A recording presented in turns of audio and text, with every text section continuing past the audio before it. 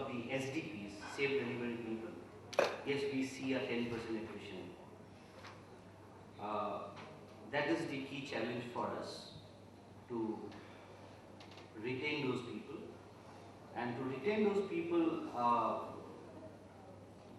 we cannot, salary is not the basic component to retention of people. Because if you set a salary X, the next day the standards will be X plus 1. So you cannot be chasing, salaries every day. So we have taken a different route to retain people. We get people at 10 plus 2. As Mr. Banerjee has said, that education is the key. We invested on education. We had tied up with undergraduate universities who give away undergraduate courses, and we sponsor half of the fees to every employee who takes up an undergraduate course, because the plan is 10 plus 2, we get in a person, we encourage him to study further undergraduate course, a BBA or a BBA in retail probably, a 3 years course, 6 semesters, and the norms are, after you have passed 4 semesters, send us your mark sheet, we will reimburse 50% of the total course fee. So that is and once you are a graduate, you become a store manager. Once you become a graduate, then you can again go for a postgraduate course, 4 semesters, get enrolled. After 2 semesters, we give you 50% of your course fee. So training and education is the key retention strategy that following Domino's India. We have tied up with IMT Ghaziabad, who has created a tailor-made course for all Domino's executive, which is a MBA course tailored for Domino's employee, where we send manager and above. Every year we sponsor 20 people for IMT Ghaziabad. Apart from the training, we have never cut down on any training budget. In fact, last year to this year, we have increased around 33% on our training budget, because we feel to maintain, to motivate, to retain people, you'll have to invest on people and train. This is what it is. This is the cycle. Training, organization plans. Communication is the key. We have to keep on communicating to people. When we talk about policy and practices, we talk about a lot of reward and recognition. Our reward and recognition is currently it's 1.8% of sales. That is the reward and recognition budget of the company. 1.8% of the sales. Reward and recognition goes up to the tune of taking all the 300 store managers and total of 500 managers to an overseas location for a national FIDA. So the last 3 years we have been continuously doing it. Every quarter we have a reward and recognition happening in all the regional offices. And for every group of people, right from the store till the corporate office, we have different reward and recognition schemes, and we make sure that reward and recognition is being covered to all, because generally it is seen reward and recognition is only covered, this theme only covers the operations people, the people who earns, people who generates revenue, but we make sure the admin executive is also covered in reward and recognition scheme. The finance executive is also covered under reward and recognition scheme. Even the project and maintenance guy, even my bike mechanic is also covered under reward and recognition scheme. Because it is so that everybody in the company feels, yes, I am also rewarded and recognized by the company. We have a lot of fun at work, and we have the best employee welfare activities, right from Family Day, right from Women's Day we celebrate. Every woman in the company can work from home twice every month, and we have a lot of women employee friendly policies in the company. We treat the voice of employees seriously, because every quarter me and the CEO, we meet a group of representatives from various departments, and whatever they have to suggest, we quickly go and implement. We don't carry the piece of paper and sit down. We quickly go and implement and communicate to them that, hey, you have suggested, we have implemented whatever we could do. Then we do corporate social responsibilities. Corporate CSR has been infused in each and every family member of Domino's in their bloodstream. So whatever they could do in all these stores, we are heavily into CSR activities. Recently we have signed an agreement with Rotary International and Government of India that all our Domino's stores would be a pulse polio booth where we can, give back to the society by giving that, and our people has been trained to administer polio on every Sunday, whatever day NIV day is there. And apart from that, there's a lot of CSR that we do, where through this CSR we try to communicate to the employees that this is how you are, basically the theme is empowerment, the theme is you need to make them feel that they are contributing to the organization. We have career planning growth for each and every employee. His career path has been given from the day one that he comes to the organization. This is how you grow, and this is what we expect from you, and this is what you get from the company. I already have spoken about the training program, and engagement is the key, of course. And finally, the employees' communication, which we don't compromise. The communication to the employees. Now, since we have a lot of young HR managers sitting here, so on a lighter note, I would like to sum up my session. This is some message for my young HR managers through Sholay. If you can't do it yourself, please outsource.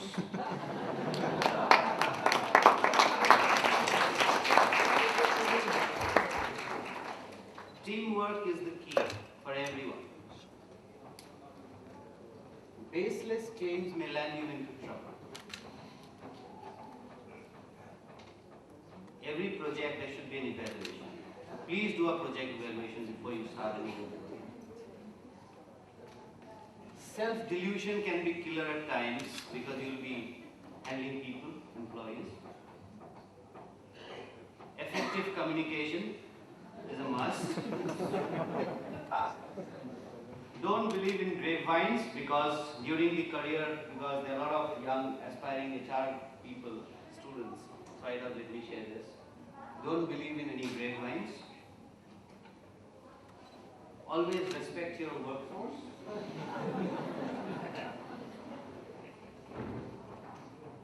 Work-life balance, you need to create a work-life balance in the company, which is a key ingredient.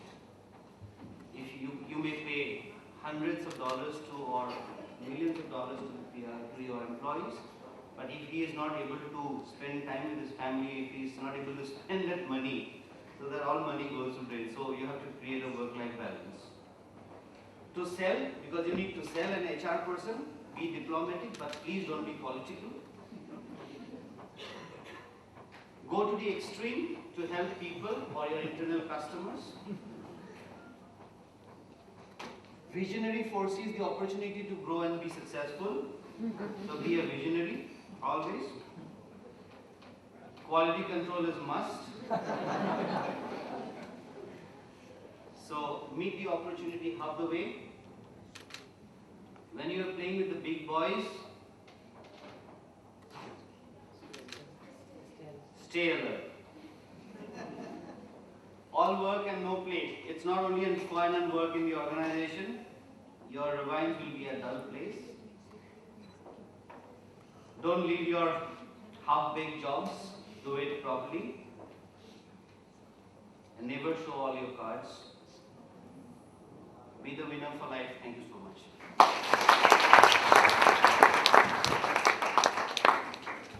You touched upon two very good points, that the education subsidy and the focus on training budget not being cut. It is very rare that many organizations, when they are faced with downturn, it is very rare that some of the investment that people make for long term are kept intact. That is very progressive way that you touched upon that point, that the organization believes that training budgets are an investment for future and they should be retained. We have 10 minutes for question answers. I would request somebody to pass the mic to the audience. Please address your question either to any of the panel or if it is to you. Yeah, this is Chandra Prakash from IRIS. Can you hear me now? Yes. Okay, so from Shantanu's presentation, I understand that he was talking about attrition typically turning to 40%, typical IT companies. And Vatanaj's presentation, he was talking about some of the, bar raising while taking people, recruiting people. So my question is that in a typical organization, you will not need more than 10 or 15% people who have leadership capabilities and change management, risk management, etc.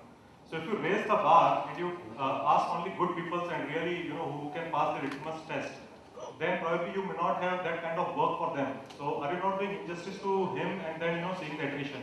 Similarly for Shantanu's, like especially typically in IT companies, they raise the bar, they lower the bar, just to scale up during the good times, and then they take people, and run the programs and maintain bench in thinking that the work will come. And then during the slowdown period, the same bench starts hurting you, or the same people who were kind of staffs and you were paying them well, and during the recession probably, now they become burden kind of. Let's give Shantanu a chance to answer that.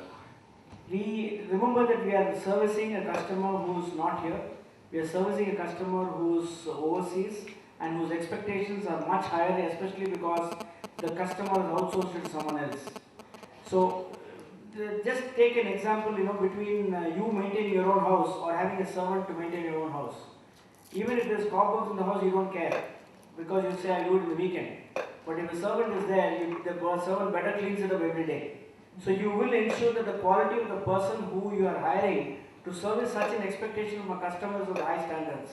And in the BPO industry, across the industry, the level has always been high, and the intake has been about, in average, between 4 to 7%. If 100 people walk into the door, only 4 to 7 people get selected. This is across the BPO industry. So the bar has not been raised. Now it has always been remaining at that stage because of the nature of the jobs. And once these people come in, they are with the same level of people, and we only match them against the job profiles. We don't get a PhD for doing a job which can be done by, say, an elementary school person. We don't do that. We match the job profile, and that's why I kept saying I don't look at qualification experience, we look at profile and what is the profile the person brings in. So that takes care of the monotony or what the person sees as not being fully utilized. Thank you, Raja. Chandra, would you like to answer? Thanks, Raja. Just to answer you, first thing, yes, every organization takes a person, if it has to improve on retention, take people who are suitable for the job and not overqualified people. So every organization ensure that it takes the person for the right job. Otherwise, obviously, you'll have a huge issue with regarding to how to retain the people. That's the first thing. Second thing, let me tell you, we are an organization which is still young, 20,000 employees globally, 6,000 in India. We did not downsize a single person this year. We have given increments to people, we have given bonuses to people, we have also basically given promotions to people. Right? So it's the wrong idea that people are taken on the bench and remove when there's a recession, because we maintain our bench at the right level continuously. So if you see a percentage, we have all through the year maintained a limit of bench of 2% on IT and 5% on BPO. 2% BPO, 5% on IT. That's the bench, but the bench levels are far lower. So it is not a common factor that people are taken on the bench and then the road basically downturn, automatically people on the bench are cleared. It doesn't happen. We do huge amount of cross-skilling of people who come on the bench when the project ends to ensure that they are placed appropriately. So upskilling and cross-skilling is done to ensure that people are placed in the position and they are not asked to keep the company.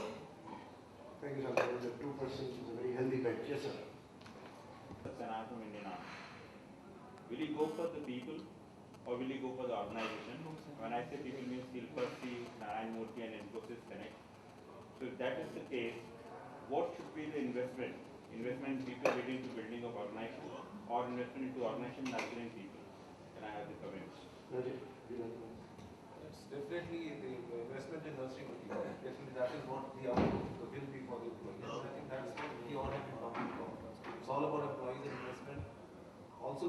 ROI for The organization will evolve if people are built up. Bas, any fresh perspective? Just one minute. Bas, any perspective? Okay, go ahead, sir. Who's asking the question? Yes, sir. I'll just introduce myself. My name is S.T. Srivastava. I represent the Conclave.